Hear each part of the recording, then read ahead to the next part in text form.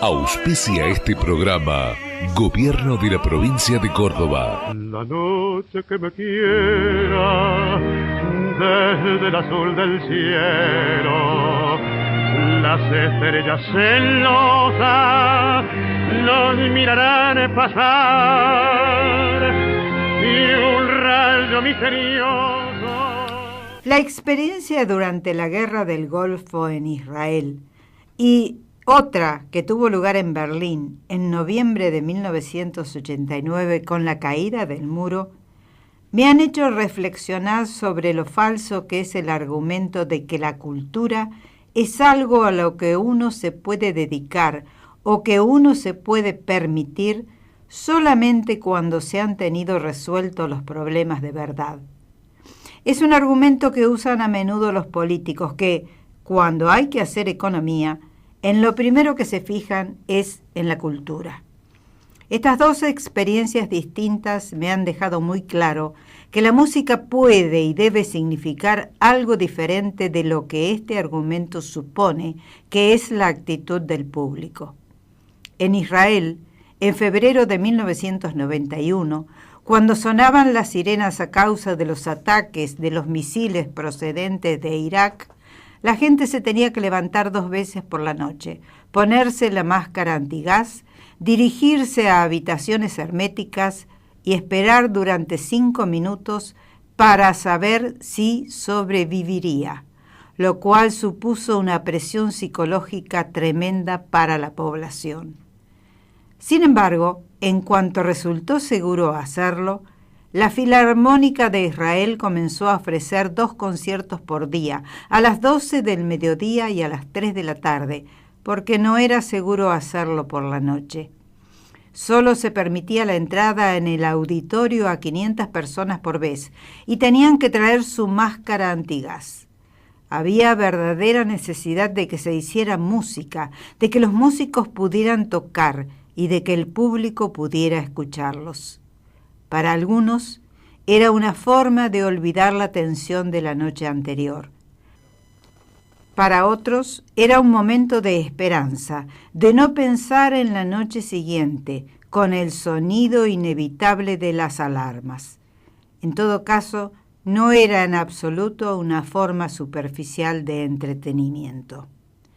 En Berlín, en noviembre de 1989, cuando cayó el muro, los músicos de la Orquesta Filarmónica de Berlín quisieron, espontáneamente, tocar para los habitantes de Alemania del Este, que no habían podido escuchar a la orquesta durante los años en los que el muro dividió a la ciudad. El concierto que tuve el privilegio de dirigir el 12 de noviembre de 1989 fue una manifestación no solo de la alegría que experimentaban los músicos al poder tocar para sus compatriotas de Alemania Oriental y de la dicha del público al escuchar a la Filarmónica de Berlín, sino también de la necesidad de la gente de tocar y escuchar música en un momento de intensa emoción.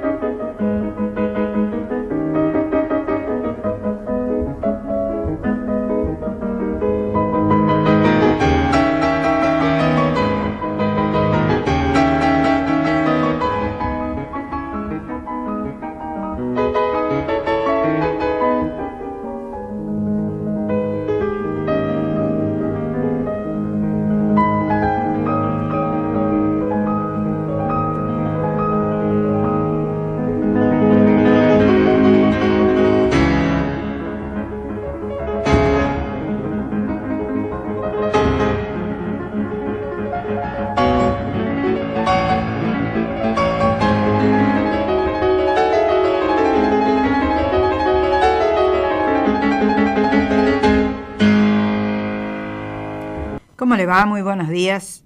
Y bueno, sí, usted ya más o menos se da cuenta porque además lo hemos venido anunciando. Hoy vamos a hablar de un argentino que además de ser argentino es ciudadano israelí, palestino, español, que tiene esas 4 nacionalidades porque él en su momento así lo quiso, las abrazó, lo invitaron también para ser así.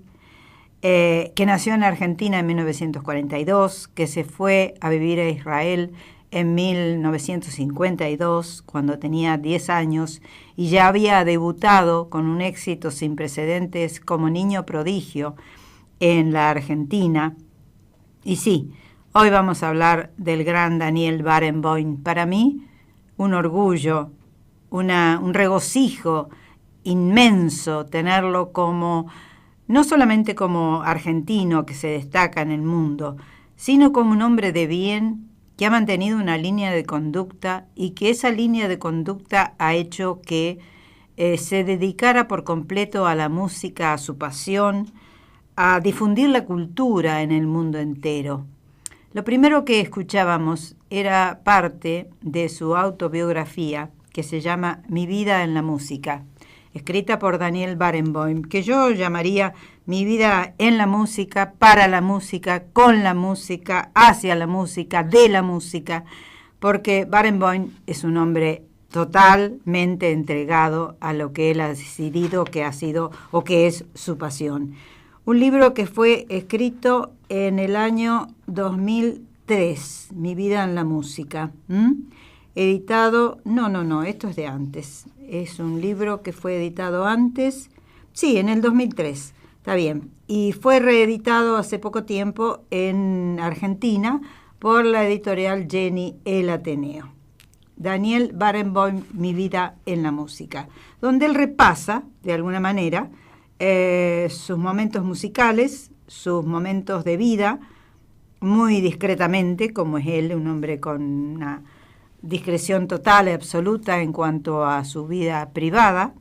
Sabemos que tuvo una vida bastante complicada con la enfermedad y muerte de su primera esposa, Jacqueline Dupré, que lo acompañó en los primeros momentos de su gloria, haciendo ella, interpretando el cello, y que ha sido considerada junto a Pablo Casals, por ejemplo, como uno de los mejores chelistas del siglo XX. Escuchábamos un fragmento de Claro de Luna. Hoy he elegido música de Beethoven, de Mendelssohn, de Piazzolla y de Mozart, interpretadas todas por el piano, en este caso encarnado y encarado por Daniel Barenboim. No lo quise traer como director de orquesta, porque lo que queremos acá es destacar, o quiero yo destacar, es la capacidad interpretativa como músico, como pianista que él tiene. Por eso he traído primero un fragmento del Claro de Luna de Beethoven, interpretado por él. Este artista notable, activista de la paz, que nació en Buenos Aires, que hace 2 o 3 semanas estuvo entre nosotros durante 15 o 20 días, que se entregó totalmente, que lo hemos visto en tantas entrevistas, lo noté fatigado, cansado, agotado. Claro, los años no pasan en vano, tiene 75 años de una vida tan intensa. Él empezó a tocar en público a los 7 años como niño prodigio. Después fue ampliando su carrera, ha pasado a ser un gran director de orquesta, uno de los más requeridos en el mundo entero. Pero por sobre todas las cosas tiene una actitud ante la vida, ante la política, ante el ser humano, ante la pasión que lo embarga, que es digna de ser tenida en cuenta. Él habló en la primera parte que escuchábamos lo que él escribe en este libro Mi vida en la música, en su autobiografía, que no hay que olvidarse de la cultura, y lo volvió a decir ahora cuando estuvo en la Plaza Vaticano en la ciudad de Buenos Aires, donde bajo la lluvia, bajo un frío intensísimo, él actuó junto a la legendaria Stadtkapelle de Berlín, que ya tiene más de 400 años de existencia. Con un frío terrible, tuvo que acortar el programa, porque muchos de los músicos estaban padeciendo ese frío y esa lluvia. Había muchos con fiebre, y etcétera. Él lo contó de una manera muy simpática, como lo hace él. Y antes de despedirse, ante la ovación de pie que hizo el público asistente, él dijo: sé que la Argentina pasa por un momento difícil y sé además que es algo en lo que tenemos gran experiencia. Así que les ruego que no se olviden de la cultura. Cuando la situación de la vida se torna difícil, lo primero que la gente piensa en dejar es la cultura, pero la cultura nos da ánimo y nos alegra. No lo olvidemos nunca, como no olvidemos que la cultura no es solo para privilegiados, al contrario. Bueno, esta fue una declaración de principios, un broche de oro de unas jornadas que fueron inolvidables, donde él actuó en el Teatro Colón, en el CCK, en la Ballena Azul. Fue el puestista en escena de una ópera para mí, la mejor que he visto en mi vida, que fue la transmisión televisiva de Tristán e Isolda en el Teatro Colón, que él puso ahora cuando vino, con su orquesta, con sus músicos. Es un hombre infatigable. Decía, lo noté ya bastante desgastado, pero esa es la transformación que sufre un genio. Al principio en las entrevistas se lo veía agotado, cansado, un tanto desmemoriado. Después empezaba la charla con el entrevistador del momento, y todo era pasión, todo era remembranza, todo era no claudicar ante los obstáculos que sin duda la vida pone, y también se los ha puesto a él, sin ninguna duda. Más allá de la enfermedad de su primera esposa, que duró 20 años, hasta que finalmente él quedó viudo y rehizo su vida. Tiene 2 hijos ahora con su esposa Elena, que es una gran pianista rusa, sino que también pasó aquello en Israel, que lo señalaron feo cuando él se atrevió a interpretar a Wagner, en un momento en que Wagner era considerado antisemita y además enemigo del pueblo judío. Bueno, no fue esa la idea de Wagner, convertirse en adalid de los nazis. Lo que pasa es que los nazis, la mayor parte de ellos, de los jerarcas nazis, tenían una buena educación musical y amaban a Wagner. Entonces lo tomaron y se transformó en un adalid del nazismo. No. Wagner escribió sus óperas o sus trabajos musicales o sus dramas musicales muchas décadas antes de que apareciera el nazismo. Quizás se perfilaba, quizás se olfateaba que podía llegar a aquello, pero no fue esa la idea. Entonces él, con muy buen criterio, él lo dice en su libro, todos los directores de orquestas deberían incursionar en Mozart y en Wagner, porque Wagner significa una riqueza tal para el director de orquesta que no puede evitarlo, porque si no se queda estancado. Y Wagner les da la posibilidad de una apertura mental y artística realmente únicas. Todo eso lo dice en este libro que yo te recomiendo, que es del año 2002, que ya tiene sus muchos años, pero que sigue siendo lo mismo. Es un hombre coherente. Lo que él decía en esa época es lo mismo que dice ahora. Y lo repite y lo hace. No solamente lo dice, lo hace. Eso es lo importante. Seguimos escuchando esas manos mágicas de Daniel Barenboim, que como hombre y como artista es único, por cierto. Y después seguimos hablando de toda una parte, es difícil poder abarcar todo, pero he querido traerle algunas confidencias que él ha hecho para algunos periodistas acá en la Argentina y en el mundo entero, porque escucharlo hablar es no interrumpirlo. El entrevistador se puede dar el lujo de presentarlo, pero él se presenta solo, él habla solo, él dice todo solo, se pregunta, se responde. Claro, es un hombre con una riqueza tan grande interior que no hace falta conocer mucho. No obstante, hay entrevistas y entrevistas, entrevistadores y entrevistadores. Por ejemplo, yo lo escuché a La Nata junto con Levinas haciéndole una nota, ni bien había bajado él del avión, que estaba un tanto abrumado, al principio yo dije, ¿qué le pasa a Barenboim? No, es que estaba cansado, estaba agotado. Y la entrevista que le hicieron La Nata y Levinas fue realmente única, porque claro, Levinas conoce mucho de música, entonces las preguntas eran apropiadas y al mismo tiempo La Nata, que no se queda atrás para hacer preguntas incisivas, supieron dirigir una charla realmente valiosísima, que se puede escuchar. Más allá de que usted esté o no con el Grupo Clarín, puede escucharla en 100 radios, porque esta figura, la entrevista que le hicieron a Daniel Barenboim hace no más de 20 días. Realmente estupenda.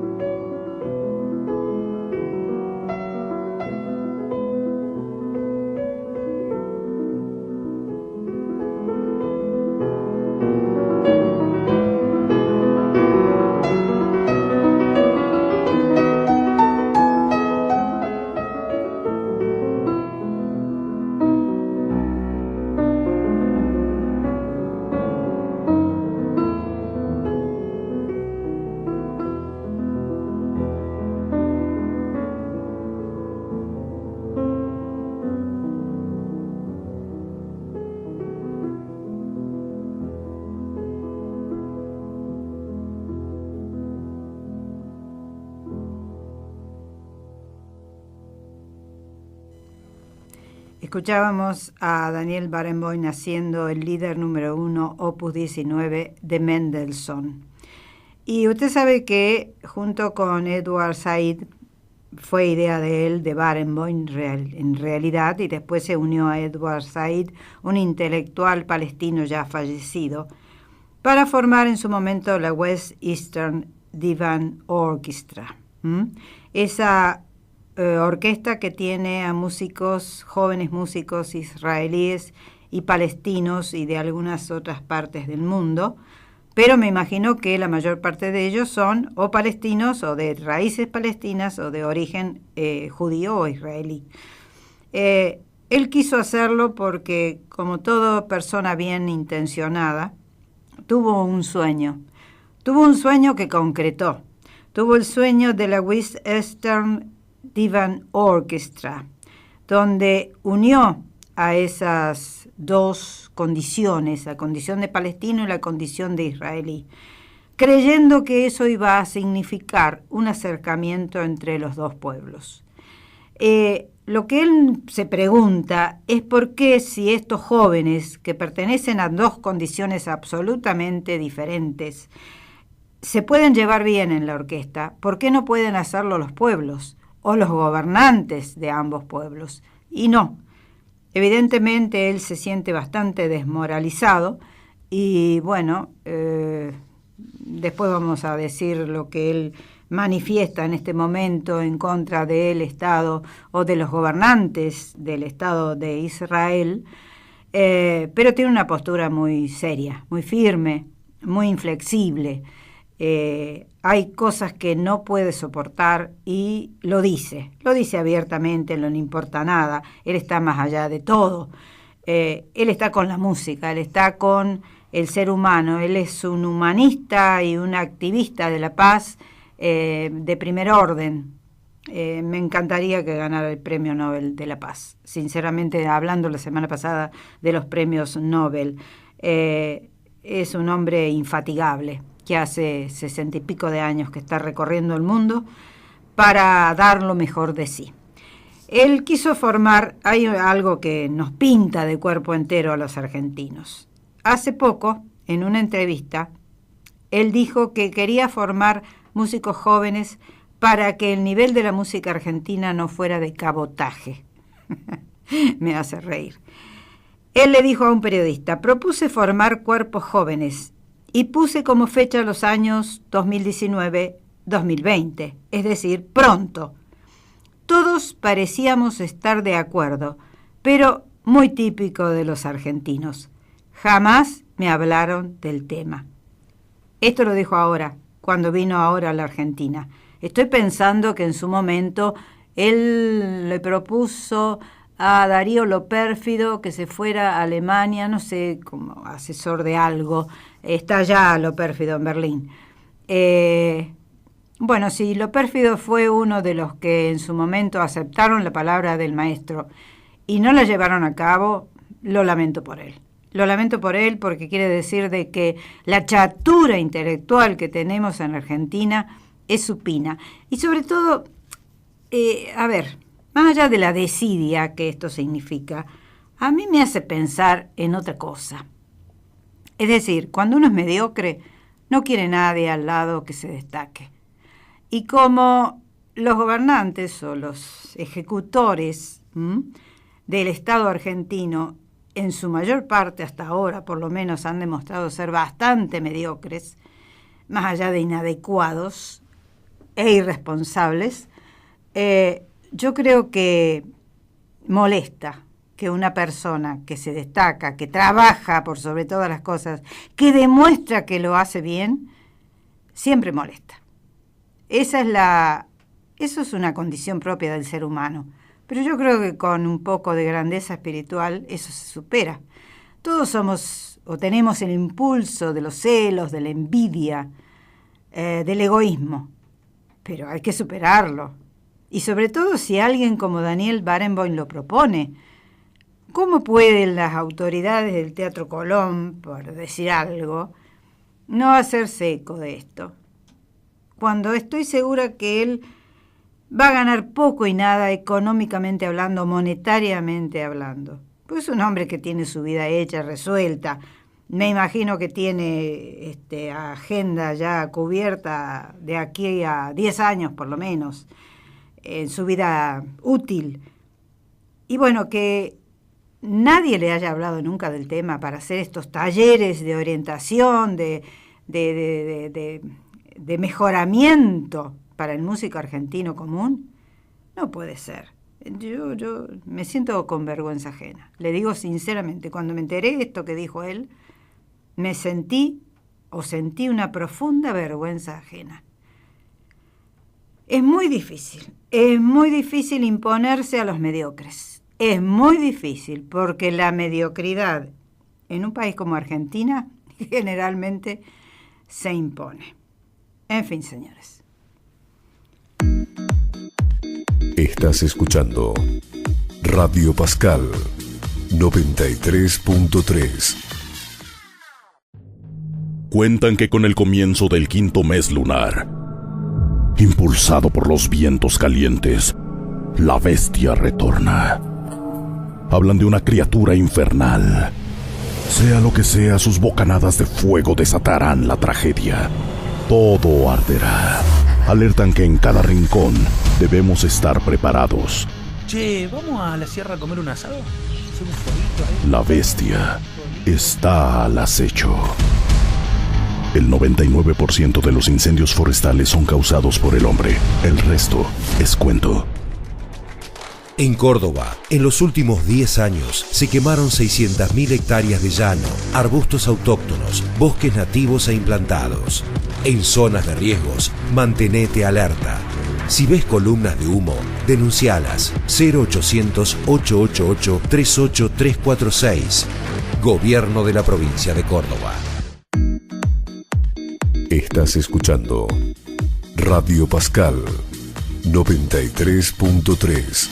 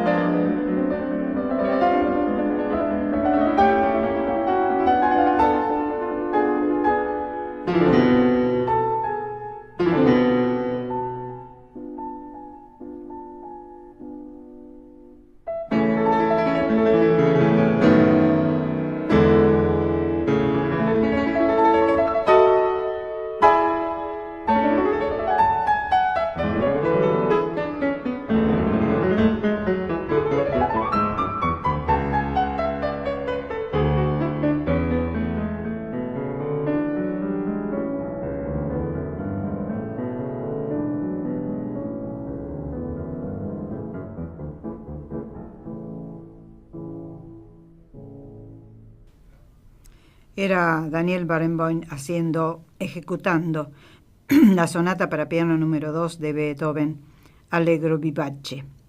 Y me quiero referir a Tristán e Isolda, la ópera que él trajo ahora con intérpretes alemanes, cantantes alemanes, la puesta en escena de un poetista alemán, que fue única.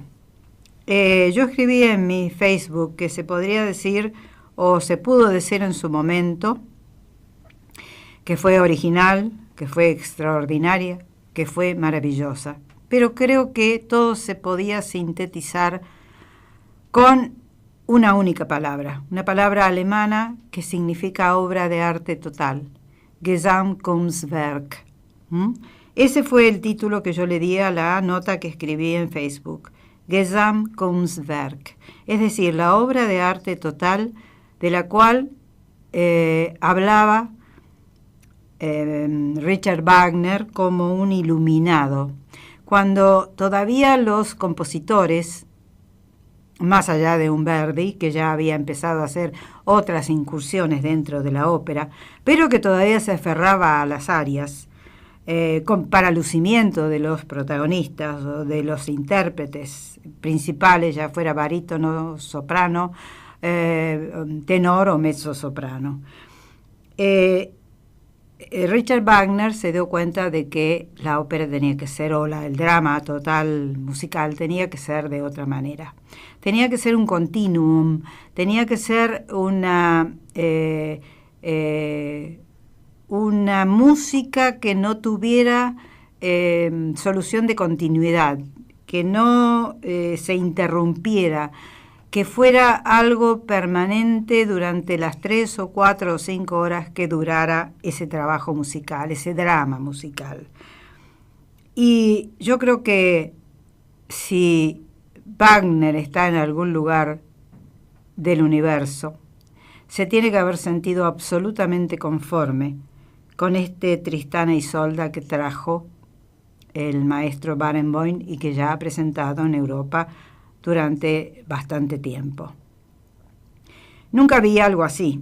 He visto mucha ópera en el mundo, he visto mucha ópera en Argentina, pero sobre todo en otros lugares del mundo, sobre todo en Metropolitan, que se supone que es uno de los templos líricos del mundo. Pero este Tristán e Isolda, más allá de la concepción escénica, tuvo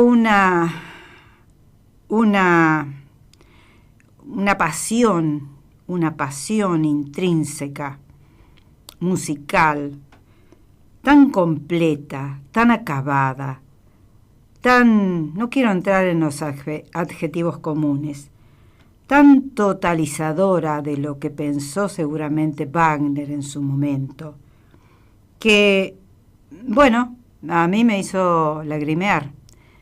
Yo, que ya no lloro por nada, o lloro por muy pocas cosas, realmente fue un gozo tan grande haber visto esa puesta en escena a través de las cámaras instaladas en el Teatro Colón, en vivo y en directo, que fue una experiencia inolvidable. Nos la trajo el maestro Daniel Barenboim junto con sus cantantes, sus poetistas, su orquesta de la Stadtkapelle de Berlín, un trabajo exhaustivo de 5 horas, 5 minutos, eso duró la ópera, 5 horas, 5 minutos. Empezó creo que a las 4 o 5 de la tarde y terminó a las 11 de la noche. El público, por supuesto, estaba allí firme. La gente que va a ver una ópera de Wagner sabe que tiene muchas horas por delante, porque Wagner no se satisfacía de otra manera. Era un egoísta, un egocéntrico, un egotista, sí, sin ninguna duda, pero le dio al mundo lo mejor. Y ahora con los años me doy cuenta que lo que más me llena como operómana o operófaga, como me llamo yo a mí misma, es un Wagner. Es un Wagner que, sin hacer las cosas demasiado bonitas que hacían un Puccini o un Verdi, por ejemplo, para hablar de los más grandes, hizo otra cosa. Intentó otra cosa y lo consiguió. Y entonces, a través de la música de Wagner, usted llega a estratos superiores, a sublimar muchas cosas. Esa es la sensación que tuve cuando vi este Tristán e Isolda. Algo sublime, algo estratosférico, algo diferente. El alma puesta en los sonidos armónicos de un gran compositor.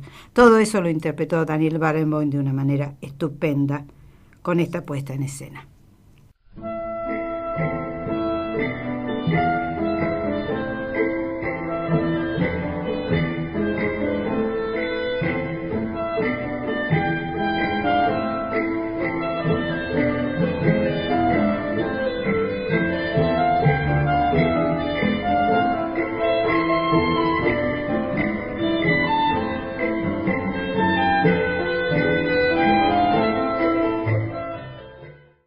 Bien, les recordamos que el jueves 9 de agosto a las 19 horas se inauguró la muestra de dibujos y esculturas de Lucía Contato, Marcela Quinteros y Roxana Serra en la Galería de Arte de Enrique Mónaco del Colegio de Escribanos. Y además le comento que esta muestra se exhibirá hasta el viernes 7 de septiembre. De lunes a viernes puede ser visitada de 10 a 16 horas. Un cariño grande a Miriam Brusa y al doctor Carlos Higuina.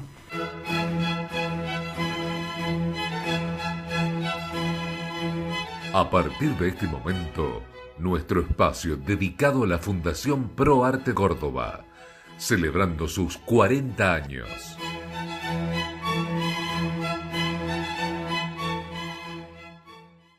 Bueno, recordamos que el 25 de agosto, en la Sala de las Américas del Pabellón Argentina de la Ciudad Universitaria, se presentará la gran Marta Argerich, que en este momento es considerada la número uno, sigue siendo considerada desde hace ya mucho tiempo, la número uno de la interpretación pianística en el mundo entero, junto con algunos más jóvenes que se están incorporando a la ejecución en el piano. Recuerde que Marta Argerich dicen que es la más grande pianista argentina de todos los tiempos. Estará junto a la Orquesta Sinfónica de Córdoba, dirigida por Guillermo Becerra, en un concierto dedicado a Franz Liszt. Junto a Marta Argerich estarán Mauricio Ballina en piano y Anne Dutoit en recitado. Anne Dutoit es hija de Marta Argerich, que se dedica también a la música. En este caso va a hacer un recitado en un melodrama para recitante y piano, Leonore, que es un estreno en Argentina. La madre la acompañará y ella hará el recitado. Después en el poema sinfónico número 3, Los Preludios, estará también Marta Argerich y Anne Dutoit.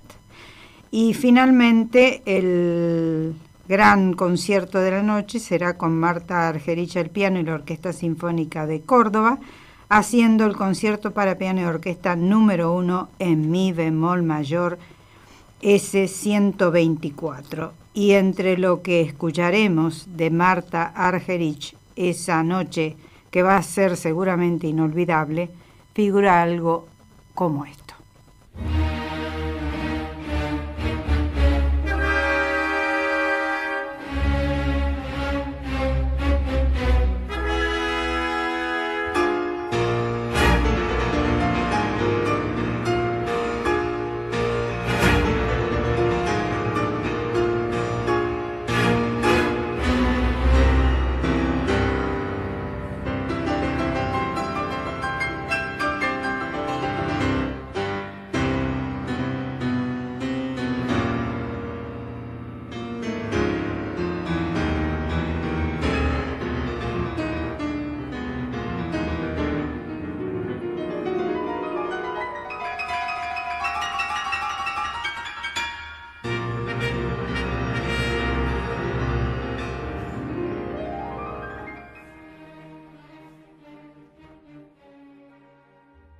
Bien, estaremos entonces el sábado 25 de agosto ahí en la Sala de las Américas.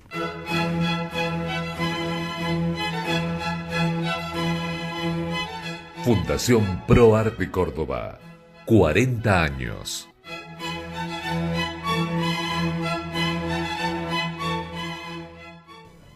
Bien, y yo les decía la semana pasada que los argentinos vamos a tener muchas satisfacciones en los próximos tiempos con películas dirigidas en Argentina o con actores argentinos que trabajan en el exterior.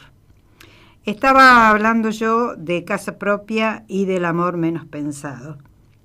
Y voy a hablar de 4 películas que todavía no he visto, pero he leído las críticas, algunas de las críticas, he leído comentarios, he visto los trailers en internet y realmente a mí me llena de alegría, porque me doy cuenta que junto con mucho del cine independiente de otras latitudes, como el cine rumano, búlgaro, polaco, francés, italiano y tantos otros, el cine argentino está en una misma categoría, de calidad, por sobre todas las cosas, de gran calidad. Y le cuento, no he visto todavía El Ángel, la película de Luisa Ortega sobre Carlos Robledo Puch, pero dicen que realmente es increíble, incomparable. Luis Ortega es un gran director, hijo de Palito Ortega, hermano de todos los hermanos Ortega que se destacan en las artes. Bien,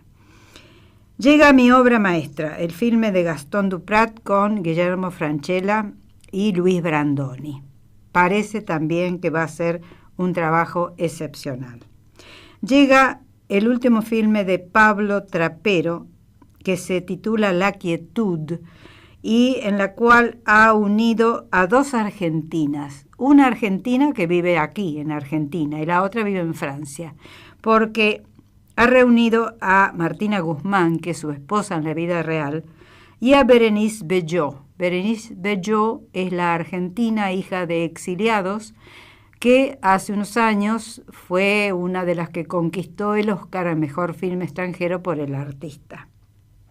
Las 2 son muy parecidas y hacen de hermanas en esta película que dicen, bueno, no hace falta que nadie diga nada, Pablo Trapero es garantía de calidad, de buen cine. Entonces, después de ver ese tráiler, yo dije, bueno, acá está uno de los mejores filmes o propuestas cinematográficas argentinas de estos tiempos. Y después he visto, y usted posiblemente también, el tráiler de Todos lo saben, la película del iraní Asghar Farhadi, que hace poco se ha terminado de filmar y que cuenta en su haber con los papeles protagónicos interpretados por Penélope Cruz, Javier Bardem y Ricardo Darín. A ese lugar ha llegado Ricardo Darín, a hacer una película con uno de los grandes directores de cine independiente de este momento. No sé, ¿qué puedo decirle? Las vamos a ver, por supuesto, las vamos a evaluar, pero desde ya estoy diciéndole lo que en los últimos tiempos vengo repitiendo. Me siento sumamente orgullosa de lo que está haciendo el cine argentino y muchos de sus actores en la actualidad.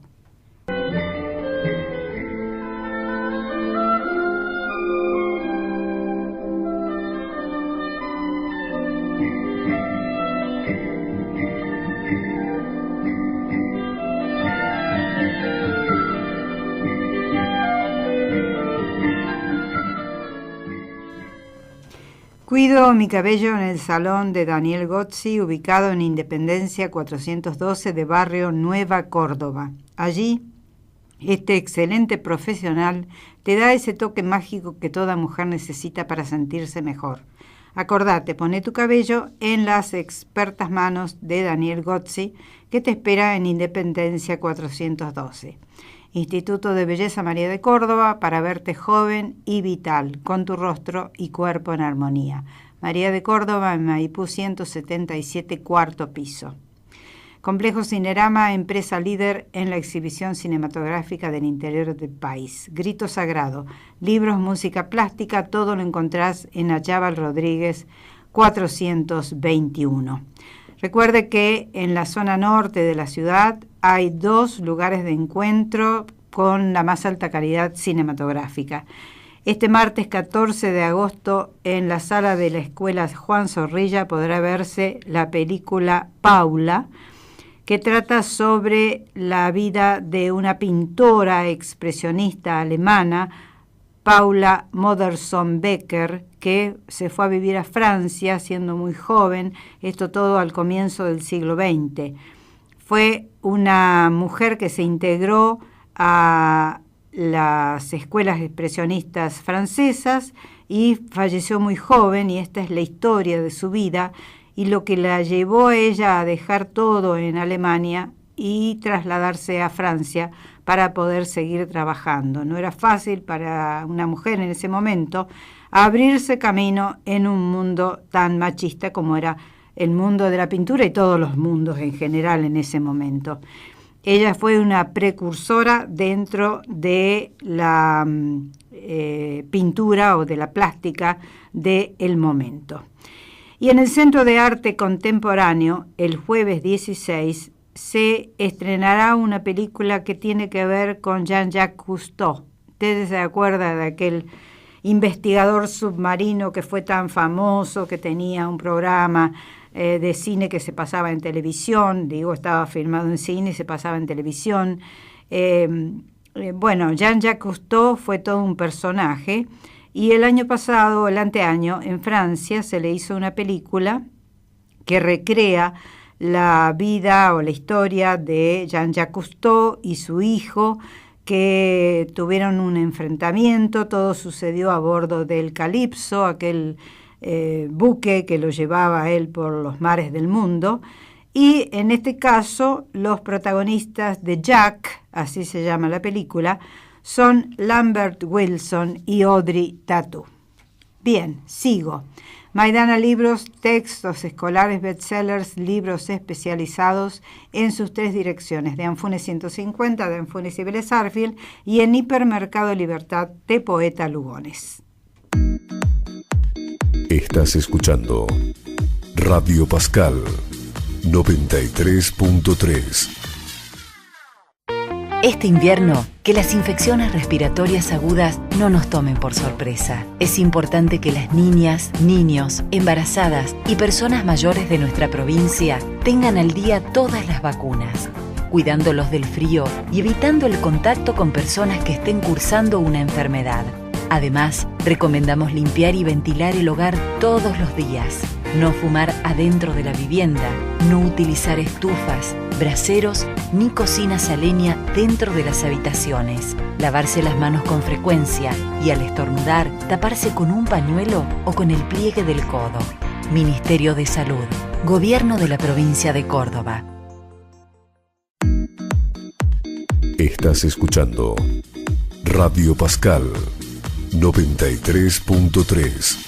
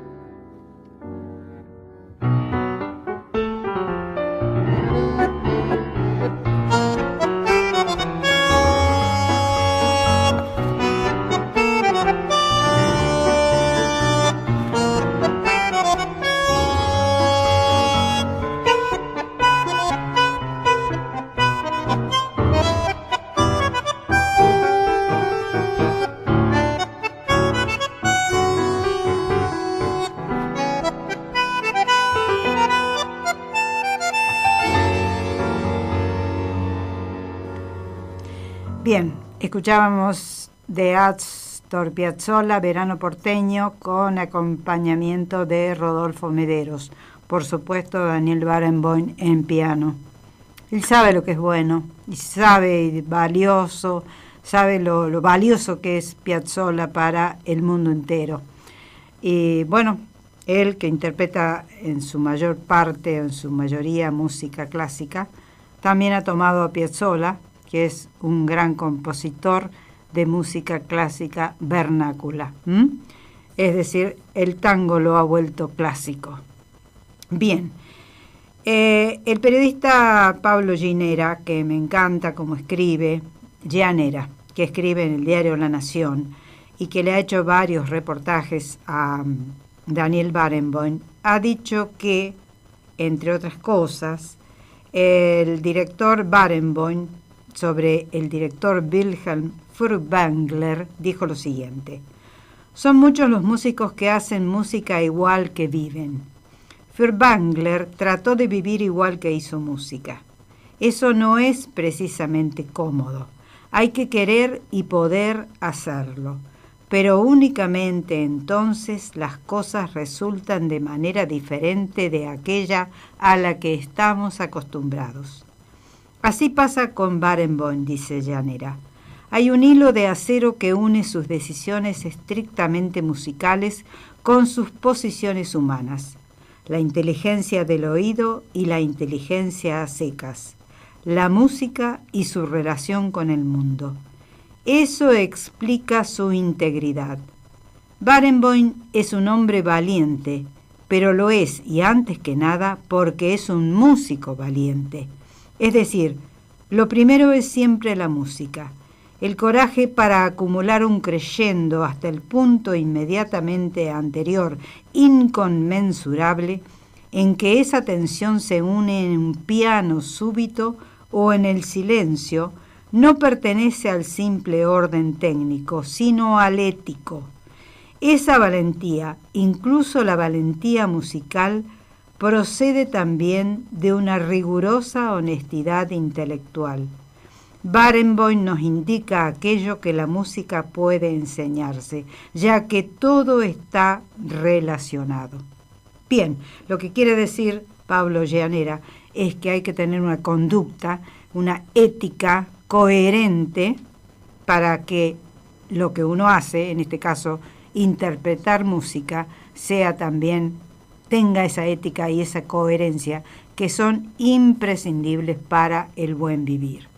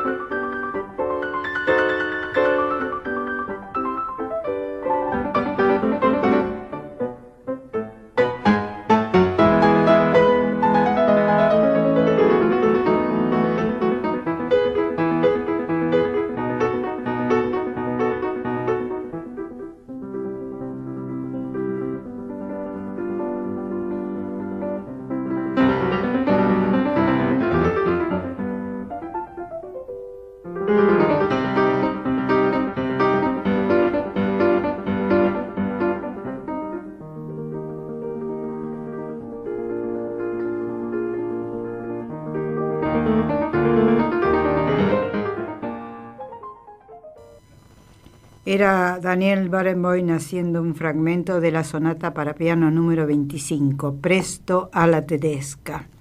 Bien, y vamos a la página 222 de este libro que se llama Mi vida en la música. Y él dice: siempre me ha parecido importante dar crédito a los nuevos músicos, a los músicos a los cuales él intenta transmitir su conocimiento. Dice: siempre me ha parecido importante dar crédito a estos músicos desde el principio y dejarlos dirigir lo que les correspondía. Reemplacé a los directores mayores mediocres por otros más jóvenes, pero no me pareció arriesgado porque no creo en la mediocridad. Celibidache fue un famoso director de orquesta, dijo en una ocasión que la mediocridad es peligrosa porque es contagiosa. Para evitarla, durante los últimos 10 años en Berlín, esto lo dice al comienzo de la década del 2000, de la primera década, para evitarla durante los últimos 10 años en Berlín, he hecho una de dos cosas: conseguir a los mejores directores como Claudio Abbado, Pierre Boulez, Zubin Mehta, Michael Gillen para las representaciones de óperas y los conciertos de la Staatskapelle, o brindar oportunidades a directores jóvenes que tienen el potencial de crecer. No ha habido fracasos en todos esos años. Lamentablemente, algunos de mis colegas solo piensan en el corto plazo cuando buscan a alguien para que los ayude a preparar una ópera o un concierto. Yo siempre elegiría a alguien que tuviera más talento y menos experiencia. A veces cuesta más y da lugar a situaciones delicadas, pero no cabe duda de que a largo plazo resulta más satisfactorio. Una orquesta tolera la inexperiencia, pero no tolera la falta de talento. Es decir, él no tiene problemas en que sus aprendices o los directores o los músicos o los intérpretes a los cuales él delega sean tan buenos como él o sean quizá mejores que él. No le tiene miedo a lo que yo le decía antes, al egoísmo, al envanecimiento, a los celos, a la envidia. Es decir, se rodea de lo mejor. Por eso las cosas le salen como le salen. Nunca he oído una crítica mala a Daniel Barenboim, ni como intérprete de piano, ni como director de orquesta. Nunca. Por lo menos yo, que lo sigo desde hace tantos años, nunca he leído una opinión desfavorable con respecto a su trabajo. ¿Por qué? Porque sabe rodearse de lo mejor y sabe aprovechar eso mejor. Solamente un grande como él puede hacerlo. Estás escuchando Radio Pascal 93.3.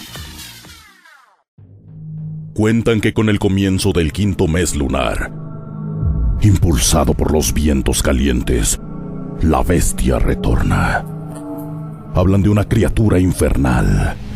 Sea lo que sea, sus bocanadas de fuego desatarán la tragedia. Todo arderá. Alertan que en cada rincón debemos estar preparados. Che, ¿vamos a la sierra a comer un asado? ¿Hacemos un fueguito ahí? La bestia está al acecho. El 99% de los incendios forestales son causados por el hombre. El resto es cuento. En Córdoba, en los últimos 10 años, se quemaron 600.000 hectáreas de llano, arbustos autóctonos, bosques nativos e implantados. En zonas de riesgos, mantenete alerta. Si ves columnas de humo, denuncialas. 0800-888-38346. Gobierno de la provincia de Córdoba. Estás escuchando Radio Pascal 93.3.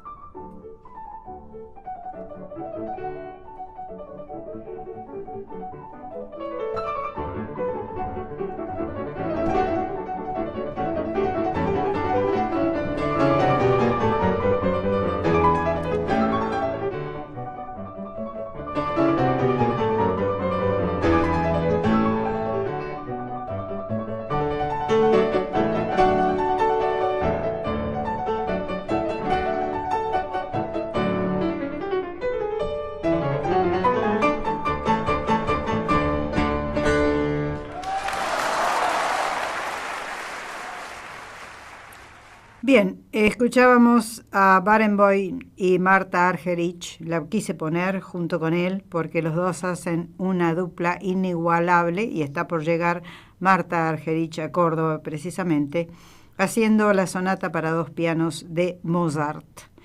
Y bueno, voy a terminar este programa haciendo mención a algo muy duro que ha dicho Barenboim en los últimos tiempos, y que los titulares de los diarios han presentado como ¿por qué hoy me avergüenzo de ser israelí?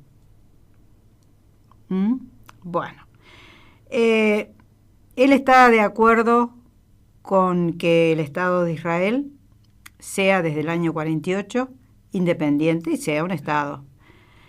No está de acuerdo cómo se está manejando Israel con Palestina, para nada. Lamenta muchísimo el asesinato de Rabin en su momento, de Isaac Rabin, por un judío, por un ciudadano israelí. Y bueno, fíjese cómo son las cosas, ¿no? Y lo tengo que decir.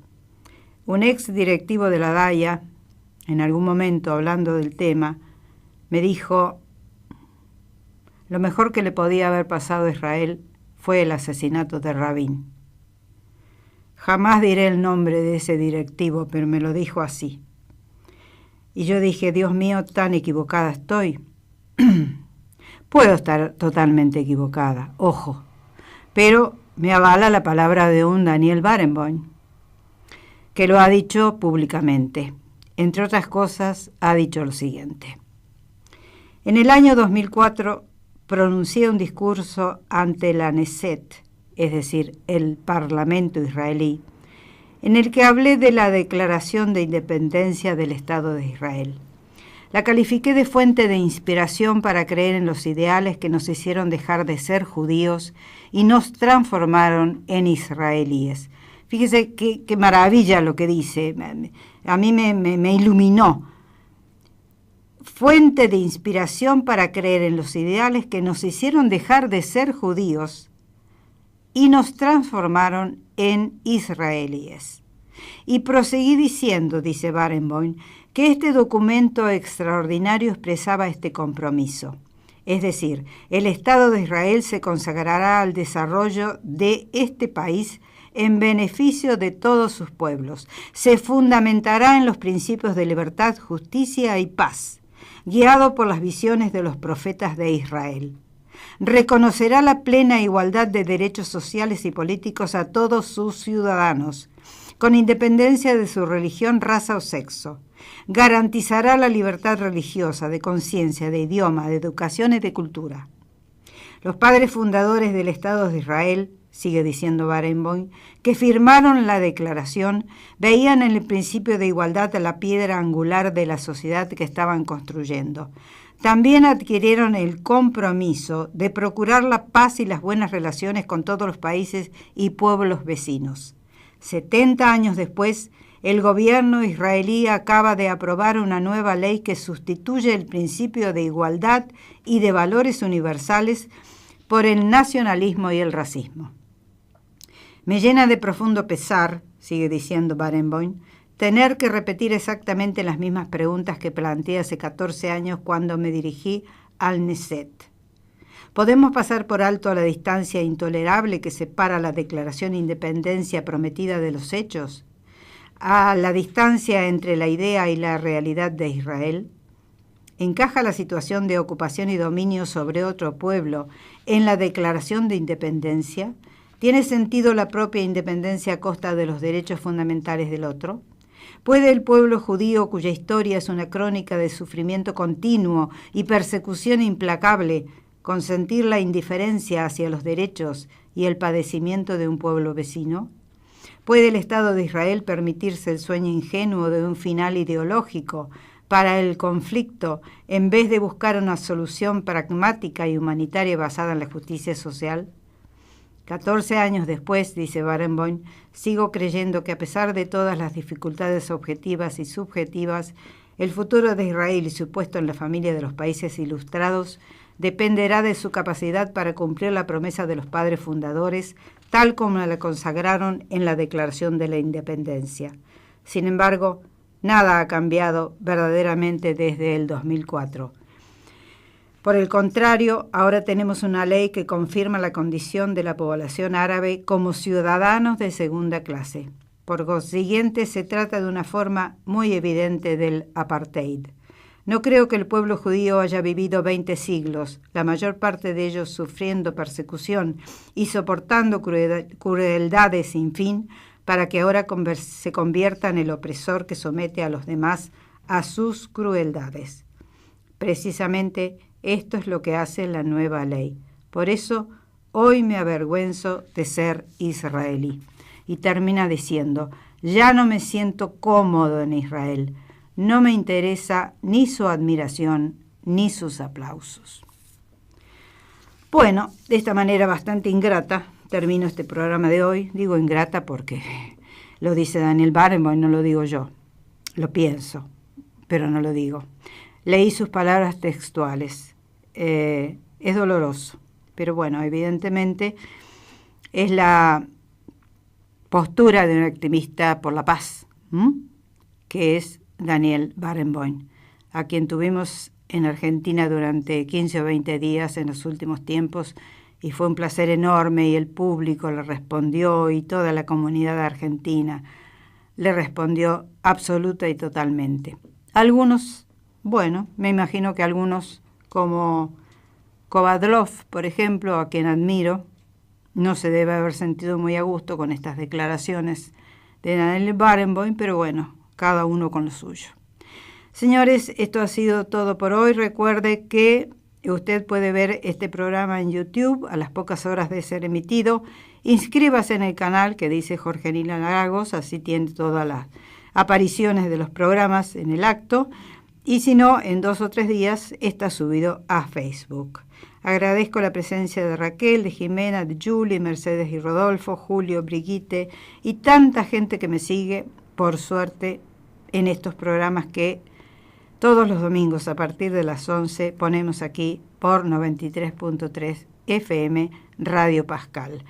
Agradezco a Diego Quiroga, a Matías Sáenz, a Gustavo Seifer y a todos ustedes. Será hasta la semana que viene, si Dios quiere. Chao.